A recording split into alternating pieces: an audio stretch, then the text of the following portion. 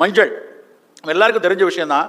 ஆனால் அந்த மஞ்சள் உட்கிரகிக்கப்படுறது அப்படிங்கிறதுக்கு ரொம்ப அடிப்படையாக தேவையான மிளகு, பால், இந்த ரெண்டு தான் இன்னைக்கு பல ஆய்வு கட்டுரைகள் வந்துருச்சு. மிளகுல பைப்பரின், பைப்பரிடின்னு ரெண்டு பொருட்கள் இருக்குது, ஃபைட்டோகெமிக்கல். அது ரெண்டு தான் வந்து பயோ என்ஹான்சர்னு பேர். அதுதான் அப்சார்ப் பண்ண வைக்கும். மஞ்சளை மட்டும் இல்லை, வேறு சில மருந்துகளையும் உள்ள அப்சார்ப் பண்ண வைக்கணும்னா மிளகு சேரணும். அதோட முக்கியமான என்னன்னா, மஞ்சள் நீங்கள் சும்மா வாயில போட்டால் அது அப்சார்ப் ஆகாது, அப்படியே வெளியே போயிடும். அவர் சொன்ன மாதிரி அது அப்படியே ஒரு 0.01% தான் அப்சார்ப் ஆகும். அந்த மஞ்சளை உடலுக்குள்ள அதனுடைய தேவைக்கு அப்சார்ப் பண்ணனா தேவையான ரெண்டு விஷயத்தில் முதல் இது மிளகு, ரெண்டாவது பால்.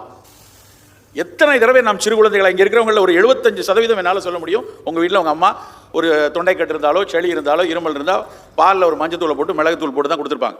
அந்த அம்மாவுக்கு பைப்பரிடின் பற்றி தெரியாது, அந்த அம்மாவுக்கு சேச்சுரேட்டட் ஃபேட்டி ஆசிடை பற்றி தெரியாது, அந்த அம்மாவுக்கு நிச்சயமாக குர்குமினாய்டு வந்து ஒரு ஆன்டி கேன்சர் எஃபெக்ட் இருக்குன்னு தெரியாது. ஆனால் அவருக்கு இந்த பாலில் மஞ்சத்தூள் போட்டு மிளகு போட்டு சாப்பிட்டா புள்ள நல்லா இருக்குன்னு தெரியும். அதுதான் அக்கறை.